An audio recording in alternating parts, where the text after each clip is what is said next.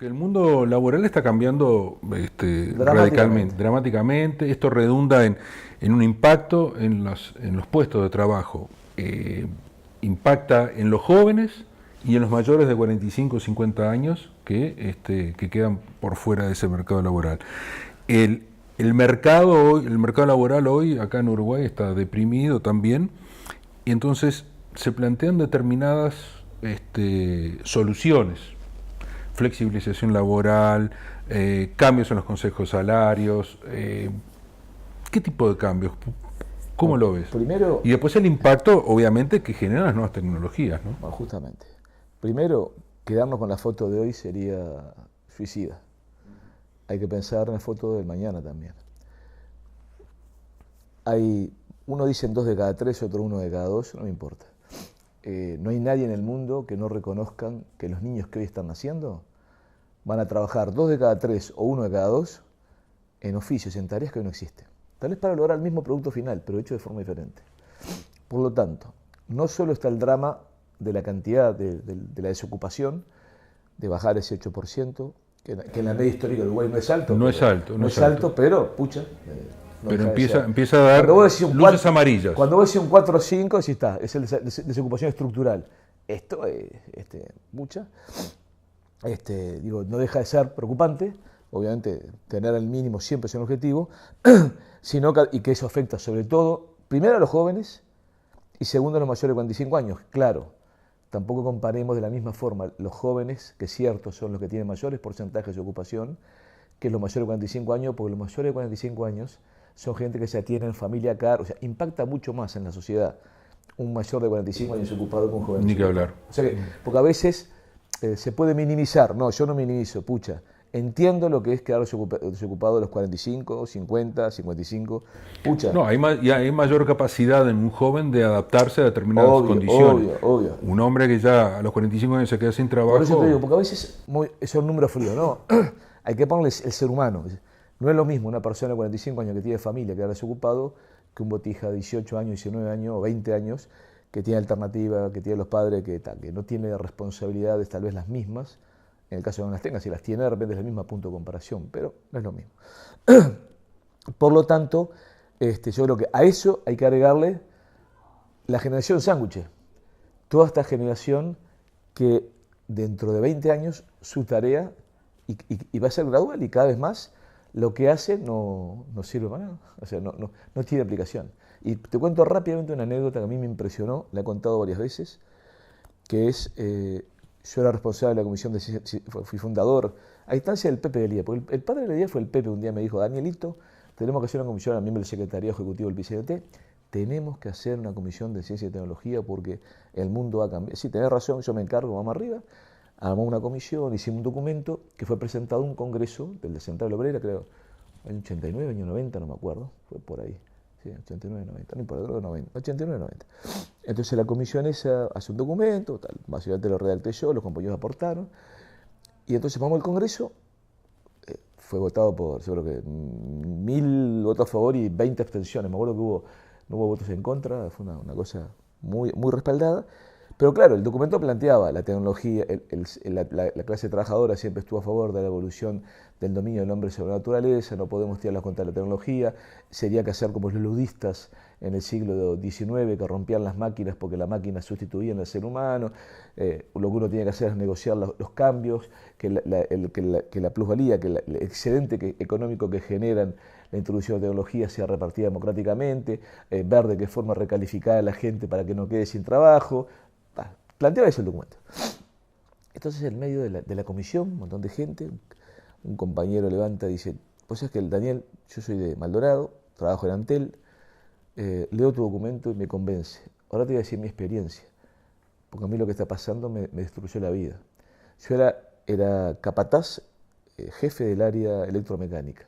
Los viejos sistemas de comunicación decían electromecánicas, que se basaban en las plantas, las centrales telefónicas.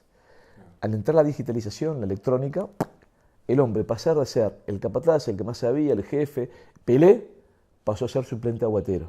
Y es lo que él sentía. Claro. Entonces, a mí siempre me impresionó, porque el hombre era un tipo claro, decía: yo entiendo, leo tu documento y lo respaldo, pero sinceramente te quiero decir, a mí me mató. Con lo cual, Guambia, no es solo el problema de los menores de 25 y de los mayores de 45. También es de toda esa generación sándwich, que hoy trabaja y que es bueno en su labor, se siente orgulloso de su conocimiento de lo que hace, que también dentro de 5 años lo que hace no sirva para nada. ¿Entiendes? Sí, sí. Entonces, hay que agregarle la reconversión. Hoy tan importante es la capacitación, conocimiento, que es la forma. Hoy tener o no tener trabajo depende de tu nivel de conocimiento, ¿tá? Por eso la educación, la formación es tan importante, y a su vez el papel del INEFOP, que ha hecho un excelente trabajo, pero que va a tener que profundizarlo estos años, porque va a haber que recapacitar seguramente trabajando coordinadamente con el sistema educativo formal, para recapacitar a generaciones enteras para que no pasen de sentirse gente orgullosos trabajadores que aportan a su familia y al país a sentirse cargas para el país, que debe ser lo peor que le puede pasar a un ser humano, de las cosas peores que le puede pasar a un ser humano. Por lo tanto, yo creo que primero, siempre va por el conocimiento y por la formación, las alternativas. Si formamos gente, si capacitamos gente, seguramente vamos a ir disminuyendo, teniendo gente con más capacidades que van a cubrir ese segmento que yo digo de la sociedad que hoy tenemos que apostar, que es el del conocimiento, de las habilidades, del emprendedurismo, del hacer cosas diferentes, porque es el camino del país. No hay otra que apostar a capacitar y generar microclimas de emprendedurismo donde les abremos posibilidades a todos, no importando la edad. La educación, Daniel, vemos que tenemos un problema de deserción importante, pero también a veces uno puede ver que el campo de la educación es como el pasto para donde se mueven, o el lugar donde se mueven ciertos corporativismos que le hacen mucho mal.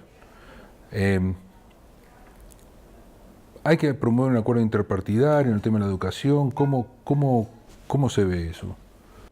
No, yo creo que la educación es uno de los terrenos que a mí me encantaría inclusive que inmediatamente después de las internas, sean quienes sean los candidatos, haya un compromiso para empezar a trabajar ya en la construcción de acuerdos. El Uruguay necesita, no vamos en educación, en seguridad, en algunas cosas, no vamos a coincidir en temas económicos en el 100%. Pero hay acuerdos puntuales en cosas básicas. Si coincidimos en el 60, saquemos 60 de discusión, si no estamos todos locos. Está bien. Por ejemplo... Por lo tanto, educación es uno que lo necesita. Ahora hay otro debate en la educación, que yo creo que es un debate interesante. Muchas veces, se los he planteado inclusive a amigos de Edu21, que yo tengo mucha gente muy amiga, con la cual converso y intercambio ideas. ¿Y qué idea tenés ahí con la gente de Edu21? No, yo creo que yo no excluyo a nadie. O sea, a mí lo que me importa es la idea, no la persona, y ver, e inclusive ver si dentro de lo que plantea, por más que sea demonizado por muchos, no hay algo de cierto. Yo sé, la búsqueda de la verdad. Si uno empezás con la máscara de hierro, obviamente vas a ver solo lo que te permite ver los agujeritos de la máscara de hierro. Yo quiero estar abierto con mi ideología, con mi punto de vista, con mi visión de cómo construir una sociedad democrática y de igualdad de oportunidades y de igualdad de punto de partida. Sobre esa base, ahí sí yo filtro. Pero no filtrar porque me pongo una máscara que tiene... Porque eso solamente es. Eso olvídate, ¿no? Bueno, ¿y cuál era la discusión o el intercambio de ideas? A veces me da la impresión que el debate está en torno a la institucionalidad. De repente la institucionalidad de educación no es la mejor. Ahora, yo me parece que lo que hay que hacer es lograr acuerdos en los cuales estemos todos involucrados y que permitan a todo el mundo, porque si no vamos a discutir, a cambiar la educación actual, no vamos a pasar 5 años discutiendo en conflicto con el cambio de institucionalidad, y no hacer lo que tenemos que hacer.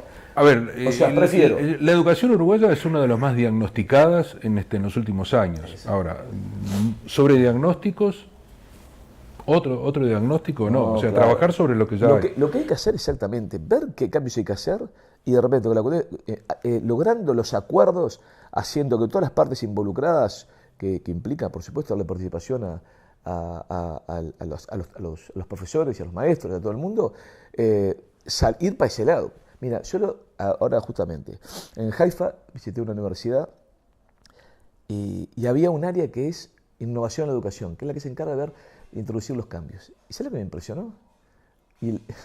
No había una silla, una mesa, un pizarrón que no tuviera rueditas.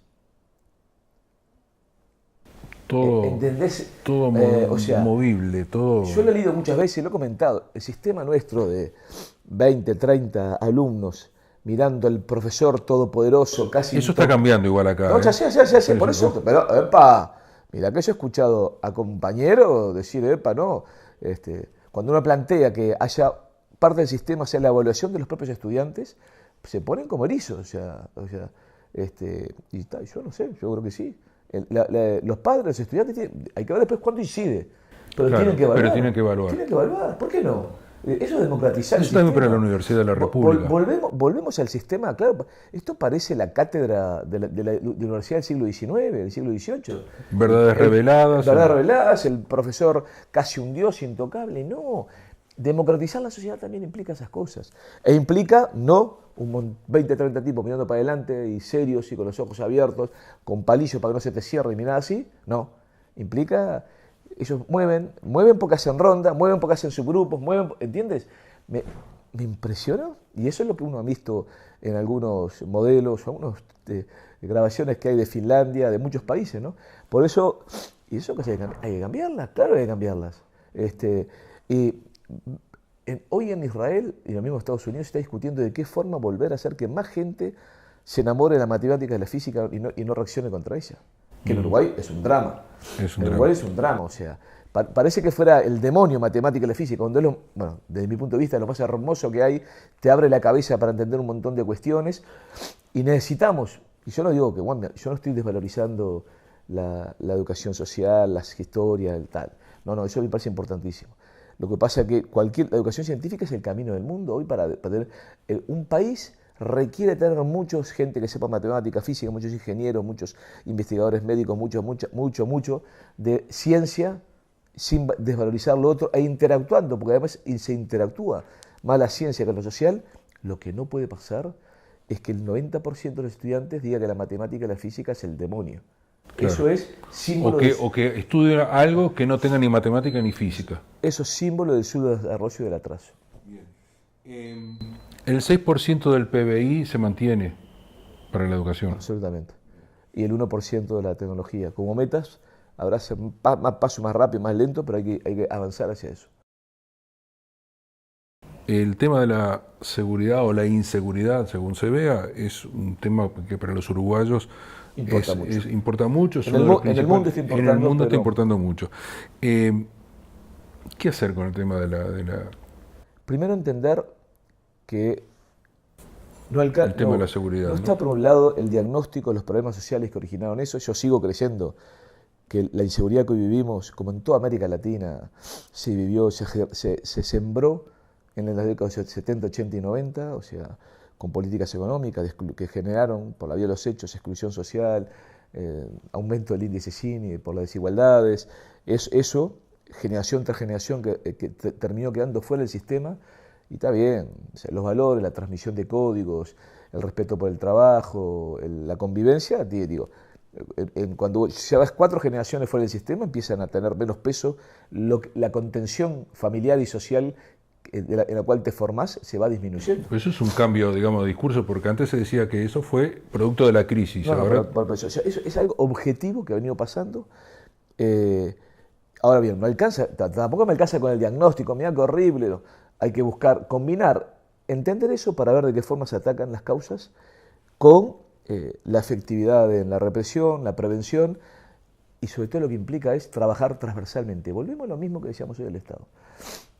Mucha gente me ha visto que yo vivo valorando el tema de lo que estamos haciendo en el Ministerio Interior con esta comisión que formó el Poder Ejecutivo, junto con la Intendencia de Montevideo, donde se ha aplicado más, aunque también ha sido en Canelones y algún lugar más, en donde juntos trabajamos para atacar todos los problemas. O sea, va al Ministerio Interior... Una mirada integral sobre el fenómeno. Miradas integrales, en donde no solo se reprime y se articulan las bandas que estaban pasando a tener dominio sobre el territorio, expulsando a alguna gente del barrio para ocupar sus casas, inclusive junto con la Intendencia que va, que derrumba búnkers, que hace la plaza pública, que hace una calle donde no había, porque eran todas unas casas una conectadas con otro, que era un queso como para que se escaparan y pudieran pasar una... Ahora, estamos de acuerdo que tuvo que dar el grito de alerta a un policía, Mario Lallera, por más que es integrante del Poder Ejecutivo, y decir, señores, esto se nos está yendo de las manos. No, pero a mí buscar culpables... No, pero no es culpable, estoy diciendo que alguien...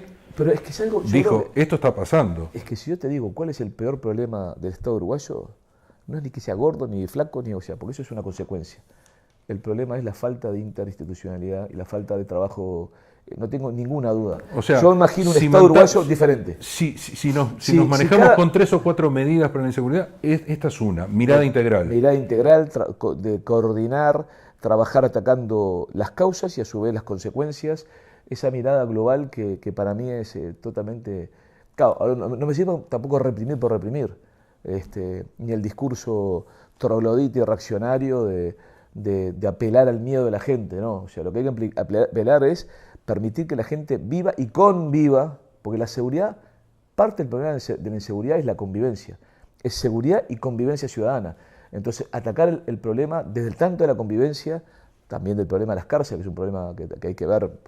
Bueno, eso es un tema importante. Tú sabes que yo he trabajado hace muchos años, no en la teoría, en la práctica, en estar en las cárceles y hablar con la gente, hablar con los operadores carcelarios, hablar con el gente del Ministerio de Interior. ¿Y qué hacer ahí? ¿Hay que sacárselo al Ministerio de Interior, dárselo al Ministerio de Educación y Cultura? De un día para otro me parece suicida. De un día para otro. Reforzar el INR, ¿cómo? Yo creo que hay que reforzar el INR y avanzar a que en un mediano plazo, no un corto plazo, las cárceles no dependan del Ministerio de Interior. Pero me parece, no sé, me parece un proceso a ir claro, hay que tener políticas para ir logrando.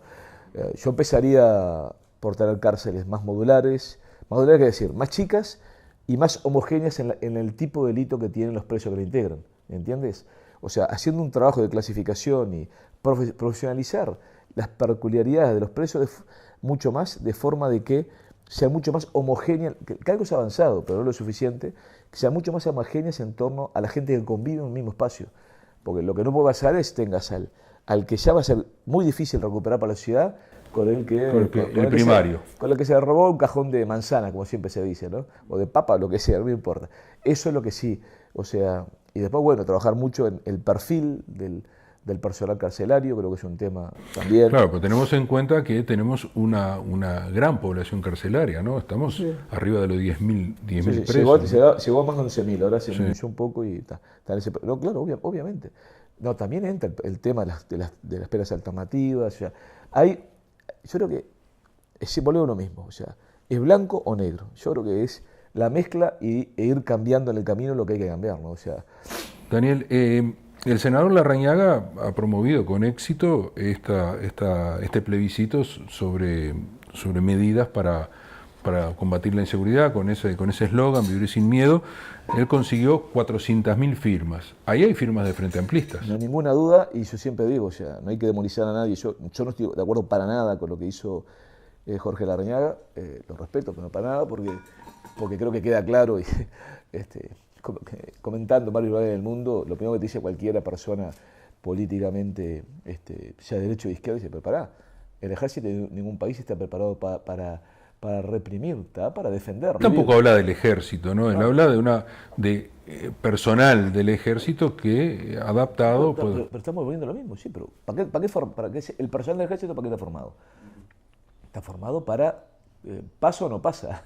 Ahora, de todas maneras... Entonces, no tiene una política pensada en de ver de qué forma yo actúo, pero sobre determinadas condiciones, reprimiendo, previendo, no, chavo, o sea, se los puso... Y no hay ninguno de los planteos que le hace, por ejemplo, allanamientos nocturnos, algunas cosas como medidas puntuales. Es que allanamientos nocturnos para gente en el cual el juez determina que está bien, ya existe. Ya existe.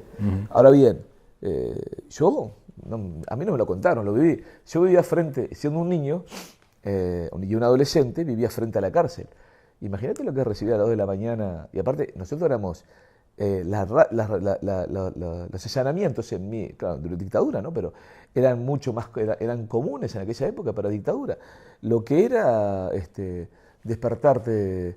ya, inclusive con medidas pronto de seguridad que también te venían en cualquier momento, despertarte un botija de, no sé, 13 años, 12 años, despertarte en tu cuarto con un milico, con un fusil en la puerta de tu casa. ¡Ah, la pucha, pará! Era una familia que no había ninguna razón, tradición democrática, en mi casa la política ni siquiera importaba, nadie le daba corte. No, pará, o sea, hay límites, no es al barrer. Y al no barrer ya existe, de repente hay que ajustar algo, pero no. Un tema que tiene que ver también con la seguridad es el comportamiento ético de los gobernantes, transparentar los actos de gobierno. En eso, bueno, tú viste que con orgullo podemos decir que la Intendencia de Montevideo es no sé ahora, pero en un momento, hacía no tanto, la mitad de los datos abiertos que había, la información que había en datos abiertos que la GESIC manejaba, eran de la Intendencia de Montevideo. En eso hemos multiplicado más aún. No pasa más de 72 horas que cualquier resolución del intendente o de cualquiera esté publicado. Puede ser pública y visto por todos. Y se puede... Nepotismo también, que fue un tema que estuvo arriba de la mesa. También. No, y que aparte, bueno, me hace gracia, ¿no? O sea, porque aparte tú sabes que hay, y en muchos lugares del interior, hay muchísimo nepotismo, ¿no? Y acá hubo gente que le ha buscado... Porque claro, una cosa es nepotismo, otra cosa es que gente que ganó concursos, que tiene una historia previa que la persona fuera política, que tenga que ser juzgado y puesto en la palestra. Digo, pues pasó familiarmente. No, familiarmente, o sea, mi mujer está con responsabilidades en el gobierno de la enseñanza, cuando yo era un feliz empresario que hacía tecnología y me iba muy bien en lo económico y en lo técnico. Y hay gente que también con visión machista y xenófoba hacia las mujeres, o hasta hijas que han ganado concursos, pasan y ahí lamentablemente hay veces que hasta gente de izquierda entró en ese, por ensuciarnos, ¿no? ¿Viste? Por eso hay gente buena y mala en todos lados, ¿no? Y eso nunca hay que olvidarse. Reforma del Estado es uno de los temas recurrentes. Parece que no hay han habido avances, hemos hablado un poco ya sobre eso. Yo lo centro en, no creo que haya que hacer un título gigantesco, hay que empezar en la concreta. Nosotros no entramos en tendencia diciendo vamos a relevar todo, ya cuánto. Y tampoco, yo creo que tal vez una forma hubiera sido empezar cambiando la estructura, pero creo que hubiera cometido el mismo error que alguna gente empieza con la enseñanza. Empezamos a generar una dinámica diferente. Empezamos a poner, hoy por hoy hay 60 y pico de proyectos en la Intendencia que involucran inversiones de $30.000 hasta 70 millones de dólares, y todas son en base a, hay algunas que están por fuera, pero son muy pocas, en base a la concepción de gestión por proyecto, de gestión transversal. Y yo creo que lo que el Estado uruguayo necesita es romper los comportamientos estancos. Los ministros no son señores feudales que determinan todo de su área. Hay áreas, y te diría que el 90%, en los cuales lo que ellos hacen tiene que conversarlo y negociarlo, y su gente tiene que negociarlo con gente de otras áreas. Sí. Fue lo que hicimos también cuando con María Simón y Medan Ruchaski, creo que no olvidarme de nadie, en el 1 de marzo del 2005, Tabaré recién acababa nos salimos del acto de asunción de Tabaré y nos vinimos a lo que era mi casa, allí en la casa de Ansani, nos fuimos a casa para reunirnos y fundar con algún grupo de presidentes de entes que estaban nombrados, pero ninguno en ejercicio, la mesa de coordinación de presidentes de entes, que buscamos transversalizar. Y después cuando propusimos los gabinetes productivos, y creo que en eso hay muchísima tela para cortar. Y tal vez sin cambiar la institucionalidad, el cambio de institucionalidad va a ser producto de una práctica. Lo que hay que empezar es generando la práctica. Daniel, el tema de... el Congreso del Frente Amplio aprobó ir hacia una reforma constitucional, o plantear una reforma constitucional en los 2 primeros años de gobierno. Teniendo en cuenta los desafíos que se plantea un eventual gobierno, ¿lo cree atinado? Discutir el tema es un aporte, sin duda. Y tal vez algunas cosas... ¿Pero crees que hay un problema en la Constitución de la República? No, que la Constitución de la República tiene que tener cambios, yo no dudo. El tema es ver cómo y cuándo, pero... No ¿Qué tipo de cambios? ¿De qué tipo de cambios hablaríamos? Yo creo que todo lo que sea hacia transparencia, hacia romper compartimientos estancos, hacia control de la ciudadanía y participación de la ciudadanía en... O sea, y modificar calendarios electorales también, o cosas por el estilo. Eventualmente puede ser. Ahora bien, me da la impresión de que en algunas cosas... No es una prioridad. No, en algunas cosas es bueno que hagamos la experiencia de empezar a generar el sustrato hacia dónde debemos ir para el cambio, ¿no? O sea, cuando nosotros, ya te digo, transversalizamos totalmente la Intendencia, cuando generamos experiencias de participación ciudadana bastante innovadoras, son cosas que de repente, a veces la práctica enseña mucho más que el discurso teórico, ¿no? Y así que yo creo que, pero por ese lado van, ¿no? O sea, por ese lado un Estado mucho más al servicio de la gente, mucho más comunicado, mucho menos autárquico y que se mire el ombligo, sino que mire, trabaje en base a planificación estratégica y objetivos país y de la gente, que a su vez esté mucho más abierto a la ciudadanía y el intercambio con el ciudadano. Por ese lado van los cambios, no tengo ninguna duda. Seguridad social. Estamos con un tema importante. Problemas de caja, que se necesitan aportes del Estado, terminar la reforma de la caja militar, también ajustes en el BPS. ¿Eso cómo se hace? ¿Se hace con un diálogo social?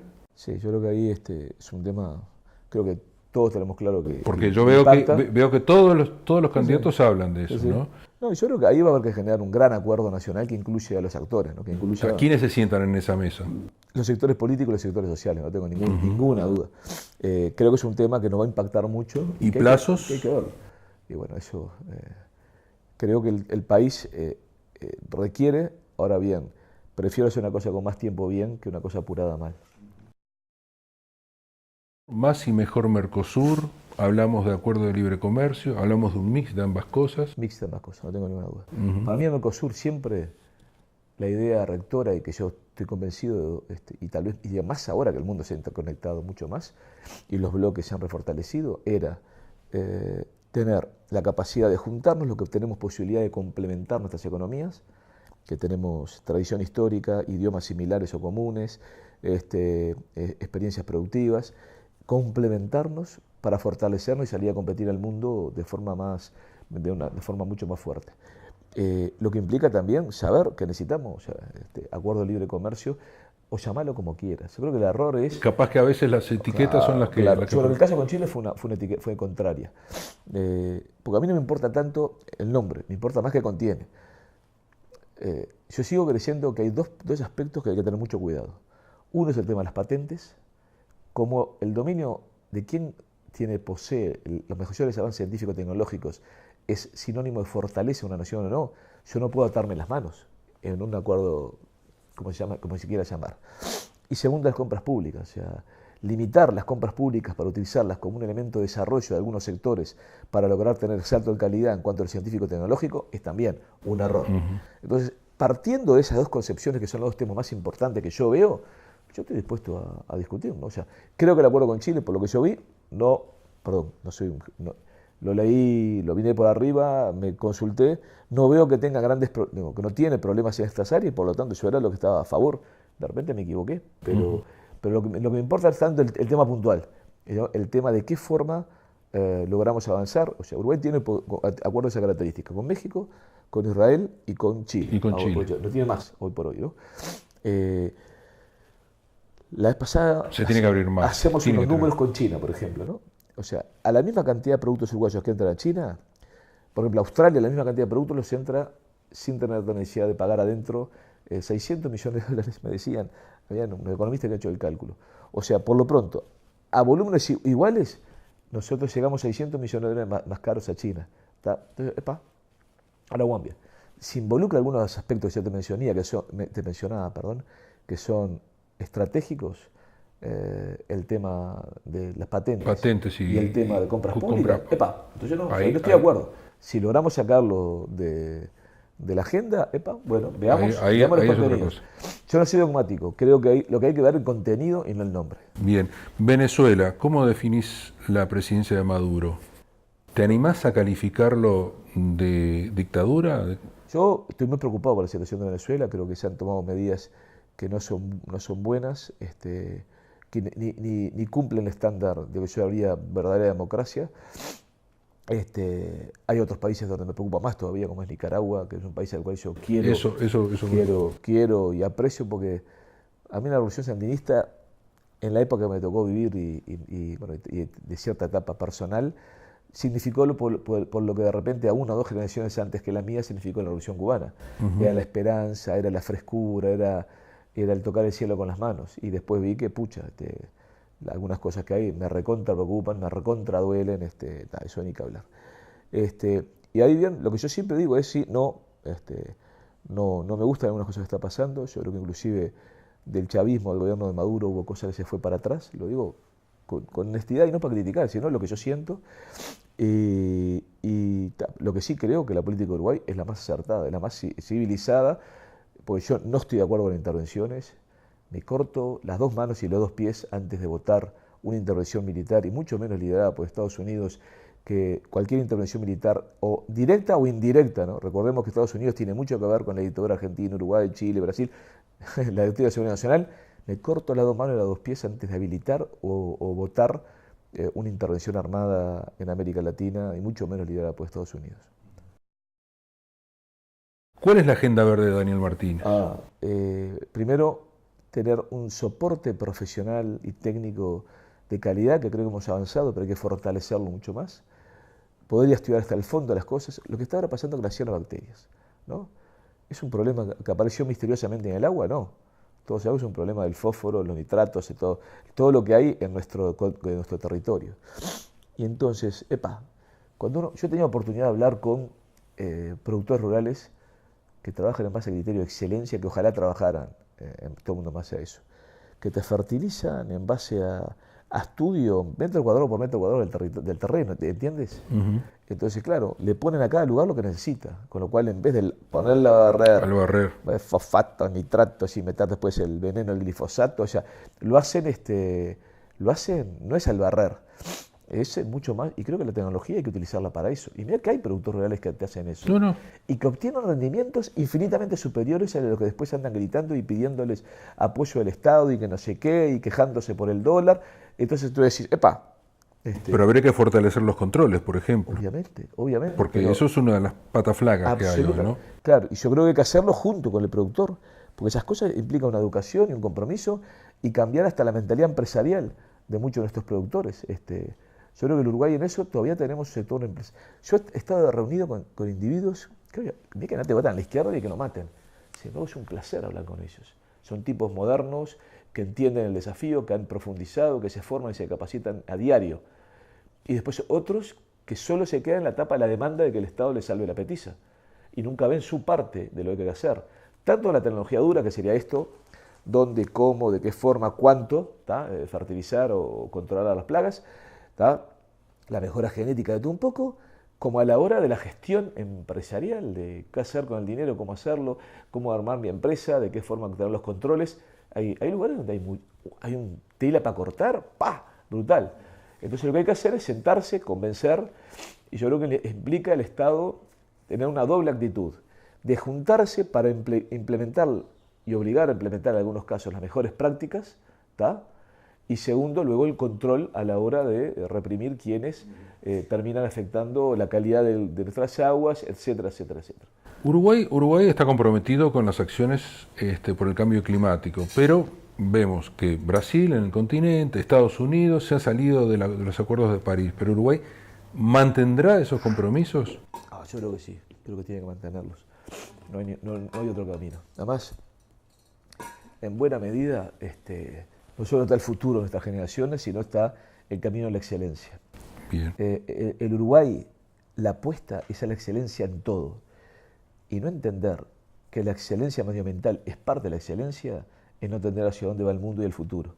Y creo que el Uruguay tiene que ser recontra estricto en base a eso. Ahora bien, eso implica profesionalidad.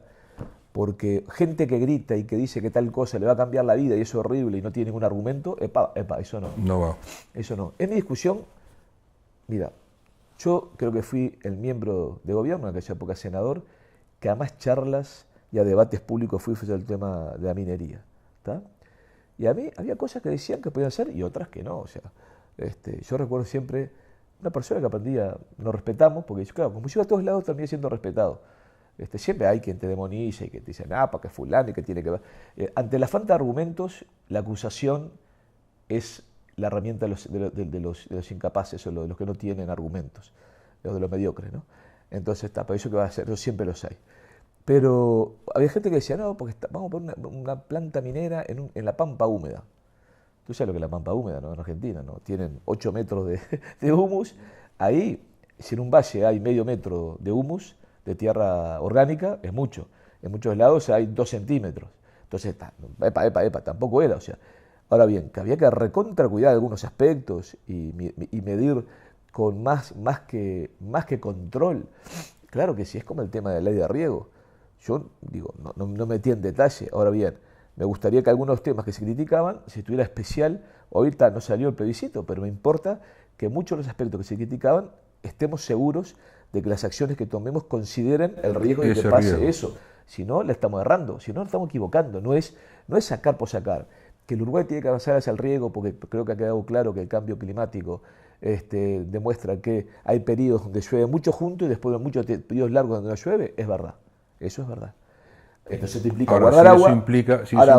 El guardar agua, los riesgos que algunos criticaban de guardar agua, cómo guardarla, de qué forma, la propiedad y todas esas cosas, todo eso hay que verlo, porque creo que nadie queremos ni que se contaminen las aguas, ni de que el agua termine siendo un producto de riqueza de algunos pocos. Eso, las dos cosas, yo estoy de acuerdo que no. Entonces, lo que te importa no ser el plebiscito, pues veamos de qué forma aseguramos que esas críticas que fueron hechas no terminan siendo realidad, ¿no? ¿Cómo sigue el Sistema Nacional Integrado de Salud? Yo creo que fue un avance fundamental del Uruguay. Cuando uno, mira, cuando uno, tú fíjate... Porque eso tiene que ver con política social, no, por eso, pero tú fíjate los dos momentos en la historia de los gobiernos de izquierda que ha caído. En el 19, que cayó lo que en ningún lugar del mundo es cierto. Casi 8 puntos, no sé, tomando base 100, ¿no? O sea, base 100 sí. Punto 0,8, ¿no? Pero porcentualmente ya era punto 0,8, que es brutal porque implica una mejora de la redistribución de riqueza descomunal. Los dos puntos más importantes fueron, que cuando cayó fue reforma tributaria y reforma de la salud. Son los temas. Cuando algunos dicen, no, porque la reforma... muchachos, mirate eso. Y después sentí vergüenza de decir lo que dijiste. Porque cuando vos ves que eso contribuye... Que eso impactó positivamente. Claro, porque los números son los números, por eso, y son las realidades. Ahora bien, que yo creo que hay que seguir avanzando en la reforma de salud, avanzando a la democratización, al mejor uso de los recursos, no tengo ninguna duda. Creo que hay la homogeneidad de la calidad y todo el aspecto ese que fue un proceso, me parece que sí, que hay que seguir trabajándolo, respetando a los actores, interactuando, pero bueno, no queda duda que es un lugar donde hay que ver por el impacto que tiene por el impacto que tiene en la gente, directo, número uno. Y segundo, por el impacto que tiene en las cuentas públicas, es un tema que hay que avanzar y mejorar. Y además, se nos viene, es otro de los ámbitos donde la revolución tecnológica va a cambiar la medicina de una forma que tú no lo puedes creer en los próximos 20 años. Así que sí habrá que trabajar. Uruguay sigue teniendo una deuda con los familiares de los desaparecidos, la sociedad uruguaya. Acciones concretas del gobierno, ¿se puede llegar a echar luz? Lo que hay que lograr, evidentemente, es lograr poder saber la verdad y bueno, que gente que fue protagonista en cualquiera de sus niveles cuente, ¿no? Porque es la única forma, ¿no? Yo creo que sí, que hay que seguir haciendo acciones que nos permitan echar luz sobre esto, porque estoy de acuerdo que es una deuda pendiente de la ciudad uruguaya, no tengo ninguna duda.